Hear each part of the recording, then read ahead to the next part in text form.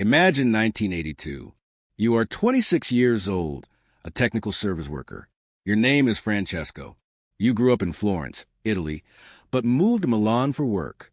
You've been working for 3 years. Nothing luxurious, just an ordinary life. But you saved. At the end of every month, you set something aside. One Friday afternoon, you walk into a bank. An older clerk looks over your file. He asks about your income. He sees your savings. He looks up and says, "There doesn't seem to be a problem." 6 months later, the keys to a 2-room apartment are in your hand, a bit outside the city, within walking distance of the metro. Small, but yours. It costs 4 times your annual income. You don't see it as a miracle. You think this is simply how life works. Your father did the same. Your uncle did. Your colleagues at the factory are doing it. You work, you save, you own a place. Life is that simple. Now come to 2026. Francesco's niece Maria is 27. She works as an assistant in a law firm, a university graduate. She has been working for 5 years.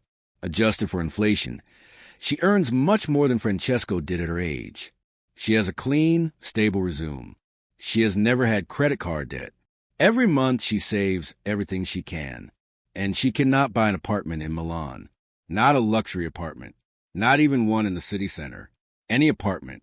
Even a small basement unit at the end of the metro line, 1.5 hours from work, in need of renovation, now costs 14 times her annual income. Maria is not lazy, not irresponsible, not because she eats avocado. She already makes her coffee at home. She doesn't go on vacations. She doesn't buy new clothes. She doesn't spend money on weddings. She does everything right. And still, the door is completely closed. This is not an Italy story. In Lisbon, Madrid, Berlin, Warsaw, Zurich, Amsterdam, Melbourne, Auckland, Montreal, Tokyo, the same story is told. Different names, different cities, same result. A full-time working, saving, responsible young adult cannot afford a reasonable home in the city they live in. This is no longer an exception. It is the rule. And here is what most people refuse to say. This is not an accident. What people think. Most of the time you hear this. Not enough housing is being built. The population is growing. Immigrants are arriving. Construction costs have risen. Municipalities don't grant permits. Land is scarce. These explanations are not wrong, but they are insufficient because they do not answer this question. Why is this happening everywhere at the same time? Tokyo is one of the most prolific housing producers in the world. Still unaffordable.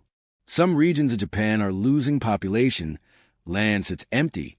Prices do not fall. Houston has almost no zoning restrictions.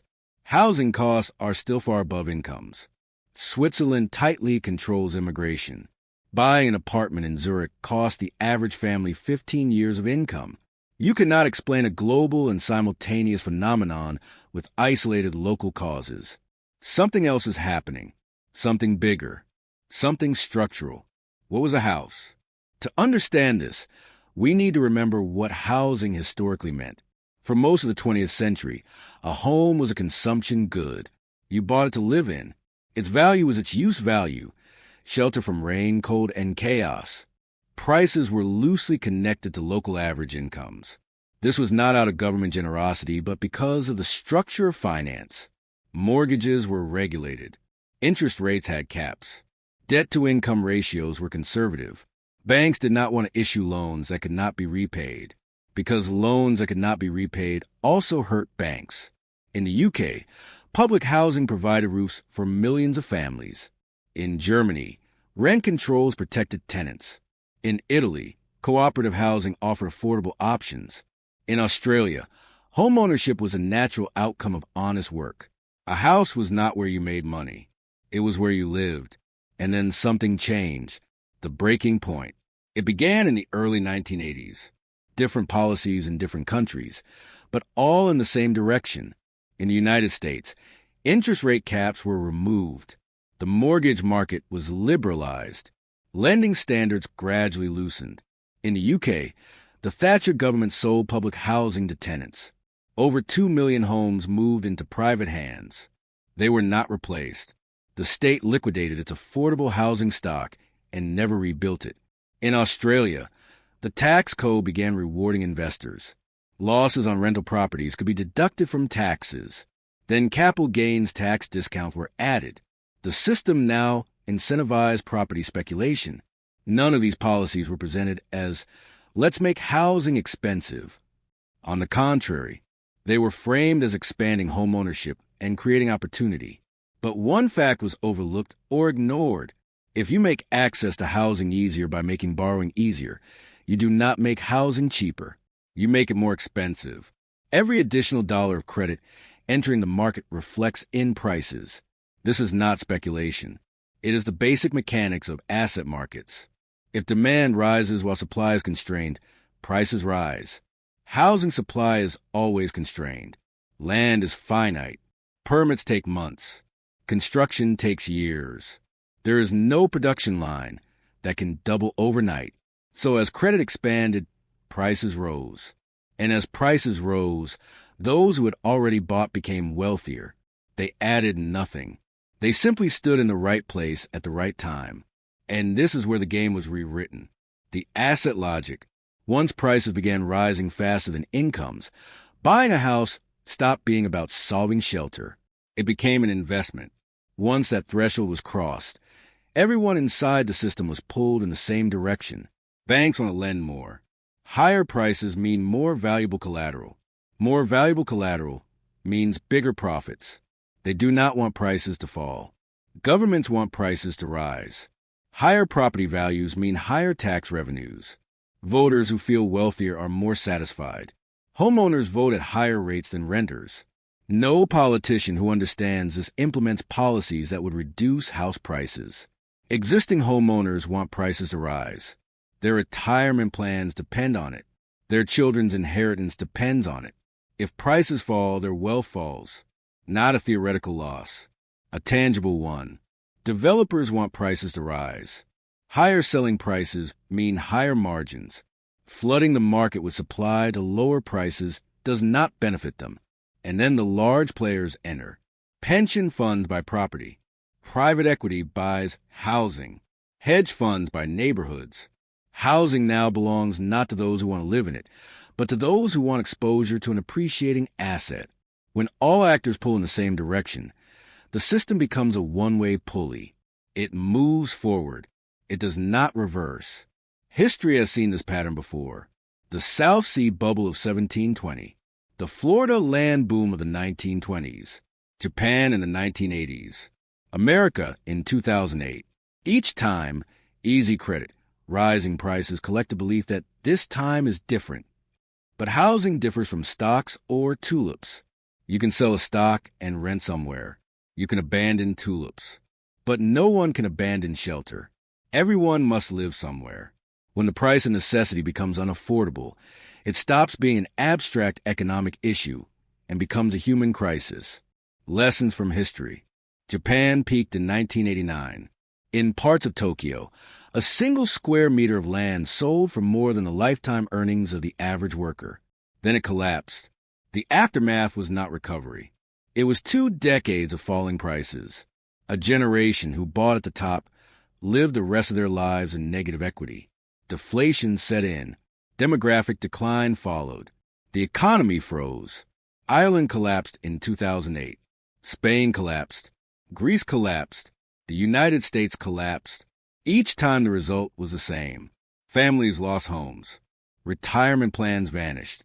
Years of hardship followed. Now China stands at a similar point. Tens of millions of unfinished apartments. 60% of household wealth tied to property. And prices are falling. History answered long ago whether housing bubbles are dangerous. The real question is, what happens when they are artificially prevented from bursting? The democracy trap.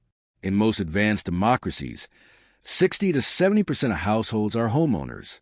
They vote at higher rates than renters. They donate. They attend city council meetings. They organize. And their primary wealth is their home. If prices fall 20% of that wealth evaporates. Not theoretical. Real. Ask a simple question. Which politician, in which democratic country, can run on a promise to lower home prices? This is not rhetorical. It is structural. Any policy that genuinely improves affordability, by definition, reduces the wealth of existing homeowners. Large-scale public housing lowers prices. Land value taxes discourage speculation. Restrictions on foreign investment lower demand. Comprehensive zoning reform increases supply and lowers prices. Homeowners will not vote for these. They will organize, campaign against them, fill meeting halls, write letters, vote out anyone threatening their wealth. This is not corruption. This is democracy functioning as designed. The majority protects its economic interest. The problem is that the majority is already inside the castle, and they pulled up the bridge. The burden is not random. In 1980, the average age of first-time buyer in Italy was 26. Today it is 38. In France it was 27. Today 35. In the Netherlands it was 25. Today 34. Not because young people are less capable. They must save longer, pay debts, wait for family help or inheritance. In 2022, a Bank of England report showed that more than half of first-time buyers under 30 receive family assistance. Housing affordability is now tied less to income and more to parental wealth. If your parents own property, you inherit. If not, you do not. And neither will your children. This is not a housing market. It is a wealth transfer mechanism. The rest of the economy. When housing is expensive, workers cannot live near jobs. Commutes lengthen. Productivity falls. Families spend less time together. Stress rises. Birth rates decline. When housing becomes an investment vehicle, capital flows into it. Entrepreneurs cannot compete with rental returns. A young person with an innovative idea competes for credit with an investor buying one more unit. The bank lends to the investor because there is collateral. Research by Chong and Moretti in 2019 showed that restrictive housing policies in high-productivity U.S. cities reduced national GDP by about 36%. Not small. A third of potential output lost simply because of where people can live. 3 endings. There are 3 possibilities. First, prices continue rising indefinitely. Homeownership becomes hereditary privilege. Society splits permanently into owners and renters. A new feudalism. Second, slow, controlled deflation. Prices decline gradually over decades. Pain is spread over time. But this requires political courage no major democracy is currently showing. Third, collapse. Credit tightens. Prices fall rapidly. Banks shake. Negative equity traps millions. Foreclosures surge. Recession follows. None of these are painless. The only question is who pays and when. The core question. And here's the question no government truly wants to answer. What is a house for? To live in or to accumulate wealth? It cannot be both at the same time. If housing is for living, prices must stay aligned with incomes. That means your home cannot appreciate faster than wages indefinitely. If housing is an investment, prices must keep rising. That means younger generations are permanently excluded. You cannot promise affordable housing and permanently rising prices simultaneously. Anyone who does either lies or does not understand arithmetic. We collectively chose to treat housing as an asset, not by referendum, but through tax codes, credit policy, zoning decisions, and electoral incentives. And now we live with the consequences. History shows a pattern. When the price of an asset detaches from its real value, when it is driven not by use but by the belief that someone else will pay more, when early entrants gain the most, when the young are told to wait or give up, that system does not self-correct. It does not wake up and become fair. It continues until it cannot. And when it stops, the losses are not evenly distributed. Those who built the system rarely pay the highest price. This has happened before. In Japan, in Ireland, in Spain, in America. The question is not if. The question is when and what remains after. Like the video, subscribe to the channel. Thank you for watching.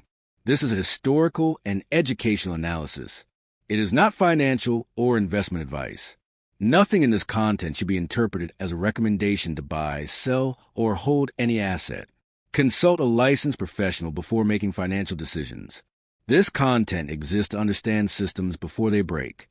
Most people only see the pattern once they are trapped inside it.